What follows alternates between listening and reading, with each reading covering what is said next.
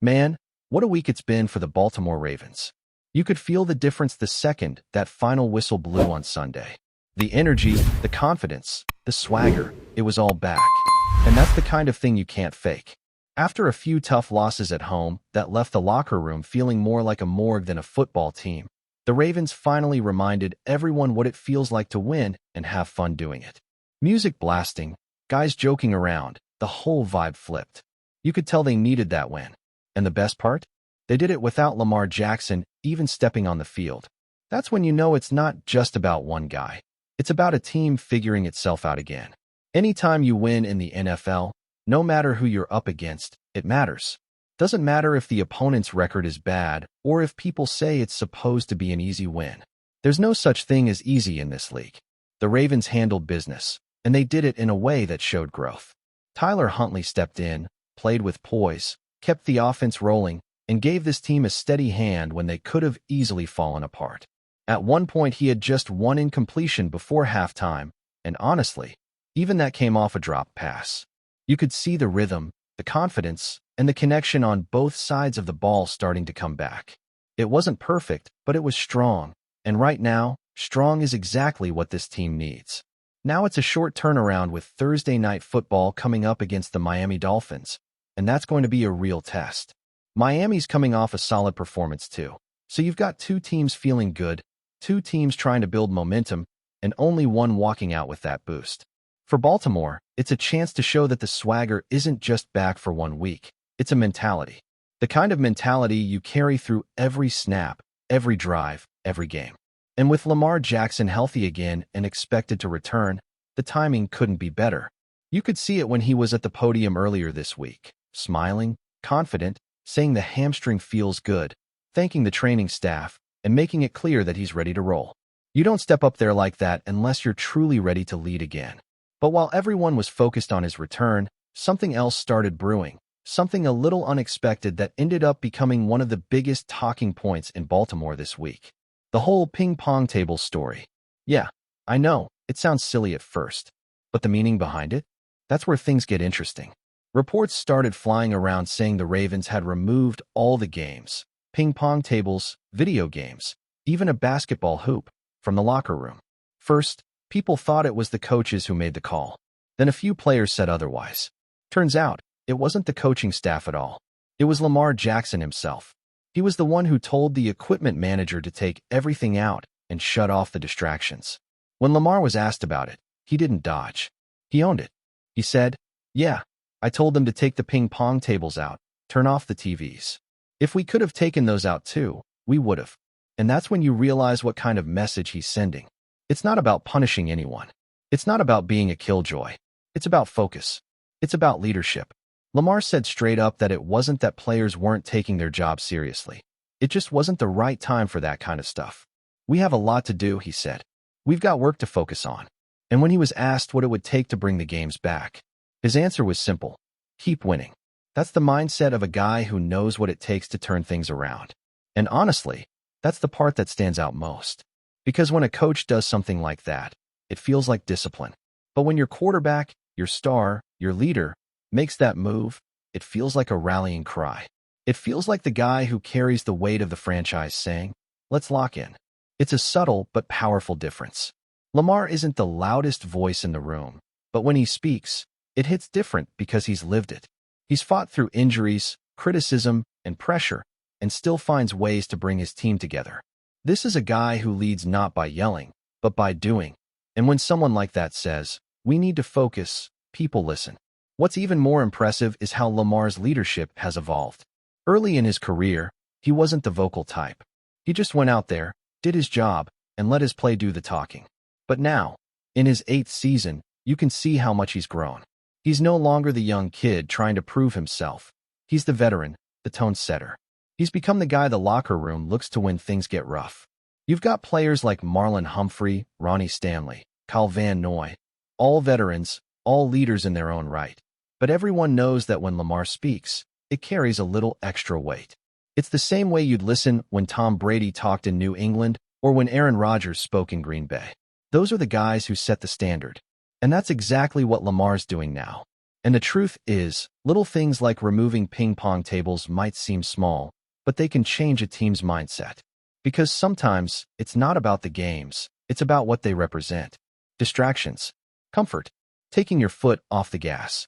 Lamar's moves send a message that it's time to tighten up, to refocus, to remember that this team's margin for error is thin. When you're sitting at 2 wins and 5 losses, you can't afford to treat anything lightly.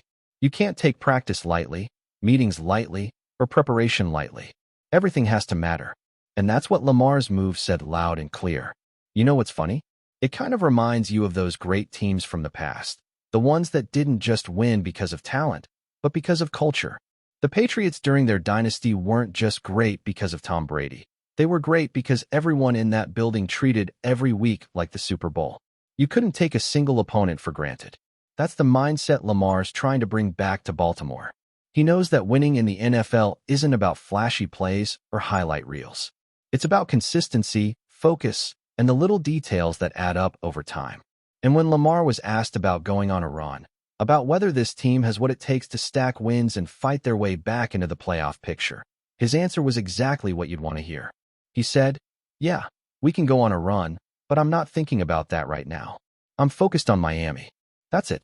Simple, but powerful. Because he's right.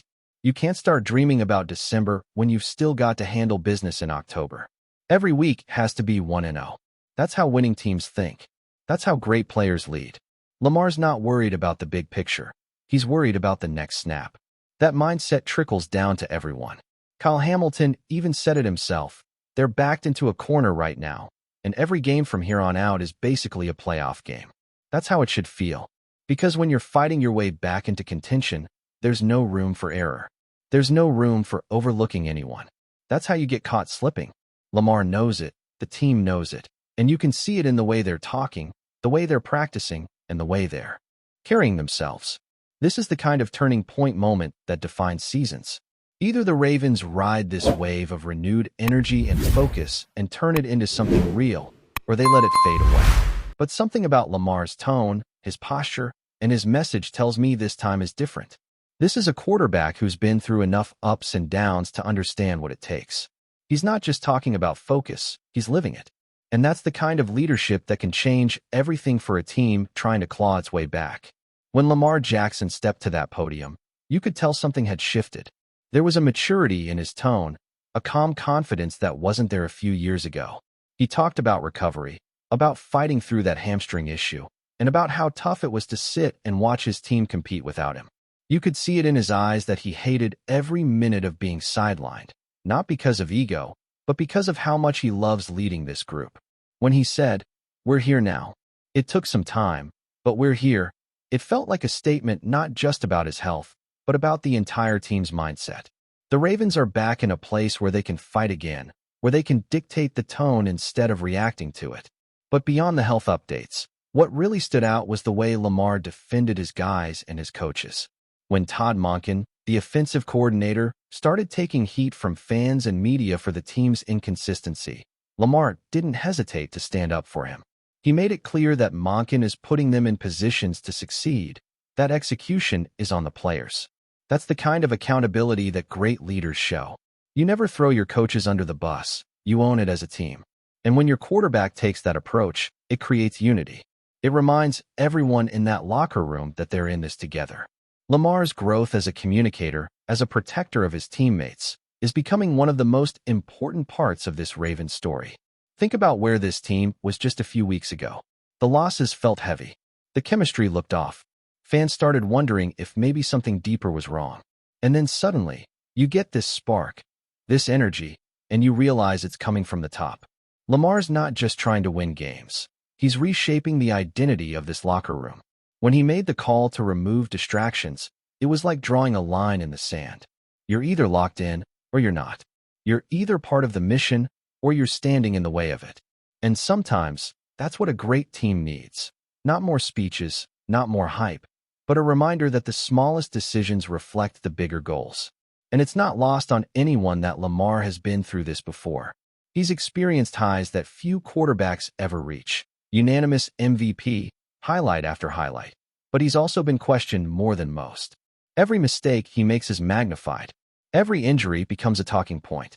Yet, through it all, he's learned how to carry the weight. That's what makes his leadership so real now. It's not about perfection. It's about consistency. It's about doing the hard things even when nobody's watching. That's what his teammates see, and that's why they follow him. When Lamar says it's time to focus, nobody argues. They just nod, lace up, and get to work. The other side of this, though, is how quickly things can change in the NFL. One week you're getting booed, the next you're the talk of the league again. The Ravens know that. Lamar knows that. That's why his mindset right now is all about staying even. No getting too high, no getting too low. When asked about going on a run, he didn't take the bait. He said, "We're not looking ahead. We're focused on Miami." That's not just media talk. That's the message he's sending to his entire team. Respect every opponent. Treat every game like it's the playoffs. Because if you take one off, even one, that could be the difference between playing in January and packing your bags early. It's the kind of perspective that comes from experience. Back when Lamar first entered the league, he was the young spark plug who could electrify a stadium with his legs. Now, he's the veteran who knows how to manage a game, how to control tempo, how to keep his team grounded. He's learning to balance emotion with discipline. You can see it in the way he talks about execution, staying ahead of the sticks, putting points on the board, controlling the flow of the game. These are the details that separate good teams from great ones.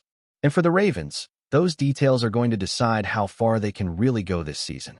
Qadry Ismail, who's seen this team from the inside, said it best. Lamar's words carry weight because his actions back them up. When he's working harder than everyone else, nobody has an excuse. When he's playing through pain or staying after practice to fix mistakes, that sets a tone. It's not about yelling or calling people out. It's about showing them how it's done. That's why even the veterans in that locker room listen to him. They know he's not trying to be the loudest voice. He's trying to be the most consistent one. Before we dive in, don't forget to hit that subscribe button and give this video a thumbs up. Your support keeps us bringing you the latest news on the Baltimore Ravens. And hey, drop your take in the comments below. We want to hear from the flock. In a move that has set the NFL rumor mill on fire, the Baltimore Ravens appear to have pulled off one of the most talked about maneuvers of the offseason. Sources close to the team are buzzing with excitement as whispers suggest that the Ravens have finalized a trade with the Cleveland Browns, reportedly securing defensive powerhouse Myles Garrett in a deal that could reshape the AFC landscape. While neither team has released an official statement beyond confirming the trade mechanics, insiders hint that the negotiations were intense, spanning several weeks and involving multiple rounds of back-and-forth discussions. Garrett, known for his relentless pass rushing and game-changing presence on the line, has long been a coveted asset for teams looking to bolster their defense. His potential move to Baltimore sends shockwaves through the league, as the Ravens have historically been aggressive in pursuing elite defensive talent. The combination of Garrett's raw athleticism and the Ravens' strategic defensive schemes has analysts speculating about a possible renaissance in Baltimore's defensive dominance. Fans and commentators alike are already imagining the chaos he could unleash on opposing quarterbacks, and the anticipation is palpable. Meanwhile, the Browns are reportedly eyeing an array of options in return, aiming to leverage Garrett's high market value to reinforce multiple areas of need. While details remain murky, some insiders suggest that draft picks and young talent could be involved, signaling that Cleveland is playing the long game in a move that could pay dividends down the line. The NFL community has not seen a transaction of this magnitude in recent seasons, fueling endless speculation about how this will affect playoff trajectories and rivalries across the conference. Social media has exploded with fan reactions, memes, and debates over whether the Ravens have finally acquired the missing piece to contend with the league's elite offenses. The mere prospect of Garrett donning the purple and black has reignited conversations about Baltimore's defensive identity, reminding everyone that rumors in the NFL can become reality faster than anyone anticipates. For now, the league watches with bated breath as this blockbuster trade story continues to develop, leaving fans eager for the next chapter in what could be one of the most intriguing off-season sagas in recent memory. That's it for this update. If you enjoyed the video and want to stay in the loop with exclusive news on our Baltimore Ravens, make sure to subscribe and hit that like button. We'd love to hear what the flock thinks. Drop your thoughts in the comments. See you in the next one.